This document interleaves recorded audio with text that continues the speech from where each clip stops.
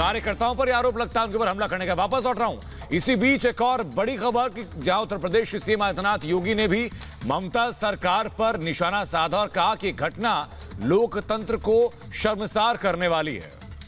तो सीएम योगी ने साफ तौर पे कहा है कि बंगाल में कानून नाम की कोई चीज नहीं है। बंगाल में संभावित हार से टीएमसी में हताशा है।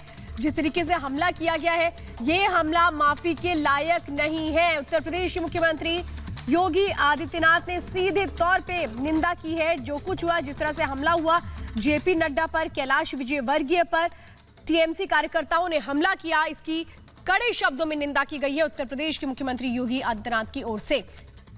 और हमारे साथ हिमांशु भी लगातार बने हुए हैं। हिमांशु, ये तो दीदी का डर लगातार दिखाता है कि जब जब बीजेपी के बड़े नेता पहुंचते हैं पश्चिम बंगाल में तो कैसे उनको हर बार रोकने की कोशिश की जाती है, लेकिन इतना डर क्यों?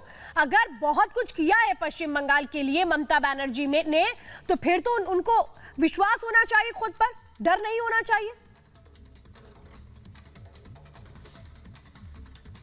यही तो सबसे बड़ी बात है कि कुछ किया ही नहीं है उन्होंने। वो सिर्फ अभी तक अपीजमेंट की राजनीति करके एक विशेष समुदाय के वोट बैंक को हासिल करके और लोगों को डराकर धमकाकर, यहाँ पर मैंने कुछ गांव वालों से बात की है जो ऑफ रिकॉर्ड उनसे बात की थी, उन्होंने बोला कि आप किसी को बताइएगा नहीं। लेकिन सबसे बड़ी बात यह है कि टीएमसी के जो वर्कर्स हैं वो यहाँ पर लोगों को मनरेगा का पैसा देने के लिए धमकाते हैं।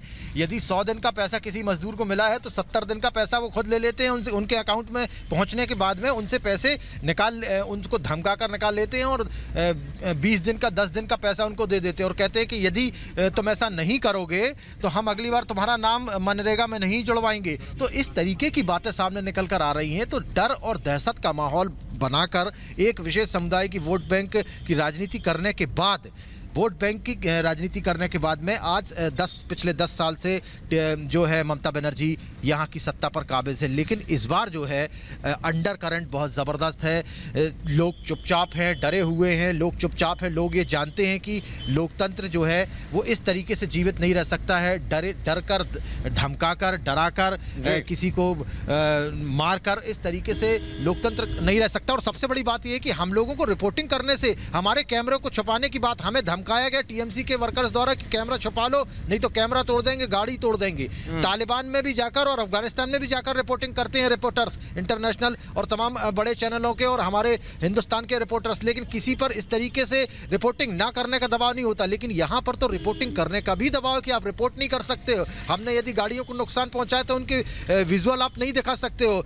यदि किसी व्यक्ति को चोट लगी तो उससे बात करके आप उसे बता रोकने वाले की बात। हम ये गुंडागर्दी करके क्या ममता बनर्जी वही तो लोकतंत्र में आगे आने वाला जो विधानसभा चुनाव है उसमें भी वो एक बढ़त हासिल कर ले। लेकिन ये सब कुछ कब तक होगा? क्योंकि जब जनता जवाब देती है तो फिर बहुत बड़ा जवाब होता है। शायद मेरे ख्याल से कि पश्चिम बंगाल के लोग भी इसका इंतजार कर रहे हैं। बिल्कुल, पश्चिम बंगाल की जनता ने मन बना लिया है और निश्चित तौर पर मुझे ऐसा लगता है कि भारतीय जनता पार्टी बहुत बड़ी पार्टी बनकर यहाँ पर उभरने वाली है। क्योंकि जिस तरीके से लोगों के मन में भय है, जो वर्तमान में सरकार है, सरकार के प्रति सहानुभूति नहीं है। सहानुभूति तो अब भारतीय जनता पार्टी के प्रति लोगों की बढ़ती चली जा रही है। आम जनता की, आम जनता ये कह रही है कि देखिए बीजेपी वाले अपनी बात रखने के लिए यहाँ आते हैं, उनको मारा जाता है, उनकी हत्याएं कर दी जाती हैं और अब तो बीजेपी के राष्ट्रीय अध्यक्ष पर भी हमला कर दिया गया। तो ये ममता बनर्जी जो है ये इतना ज्यादा बौखला गई है कि इनको समझ में नहीं आ रहा कि राजनीति वास्तव में की कैसे ये चीज समझ आ रही है। हिमांशु, जो वाकया बता रहे हैं कि अब पार्टी ही सरकार वहां बन चुकी है। लेकिन हिमांशु, आप वहां ग्राउंड रिपोर्टिंग कर रहे हैं, जरा दर्शकों को टीएमसी कार्यकर्ताओं का मोडस ऑपरेंडी जो है वो जरा समझाइए।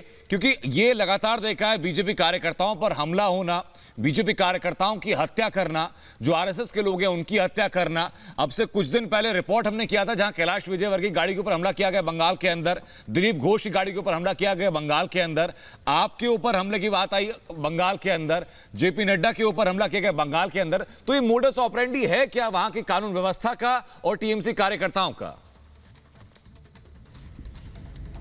देखिए बेसिकली क्या है कि टीएमसी के वर्कर्स जो होते हैं उनको जब ये पता चल जाता है कि इस तरह भारतीय जनता पार्टी का जिस भी इलाके में, बंगाल के जिस भी इलाके में यदि भारतीय जनता पार्टी का कोई नेता पहुंचता है तो उसके पहले वहां पर उसकी थोड़ा सा जो वहां के वर्कर्स होते हैं वो प्रिपरेशन करते हैं, होर्डिंग्स लगाते हैं, बैनर लगाते हैं स्वागत करने के लिए, उनका सम्मान करने के लिए। और बंगाल की परंपरा तो हमेशा से रही है कि जो भी अतिथि आता है उसका सबसे ज्यादा स्वागत किया जाता है, उनको मिष्टी दोई खिलाया जाता है, रोशोगुल्ला खिलाया जाता है, फूल से स्वागत किया जाता है। लेकिन वर्तमान में जब टीएमसी के वर्कर्स को यह पता चल जाता है तो ऊपर से ये जानकारी आती है कि वहां पर हड़कंप मचाना है, हंगामा करना है, बीजेपी के कार्यकर्ताओं के साथ में मारपीट करनी है और जब वो काफिला निकल रहा होता है उसमें पत्थरबाजी करनी है। तो देखिए लोग दरअसल में क्या है कि लोग सिर्फ यहां पर एक बात सुनते हैं कि ममता बनर्जी ने यदि बोल दिया तो टीएमसी के वर्कर्स जो है वो गाड़ियों के सामने आ जाते हैं, लेट जाते हैं, पत्थर मारने की कोशिश करते हैं। इस तरीके की राजनीति करने की जो कोशिश ममता बनर्जी, हिमांशु क्या ये कहा जाना सही होगा कि जो ऐसे शरारती तत्व हैं, जो गुंडे हैं, पूरी हायरार्की उनकी बनी हुई है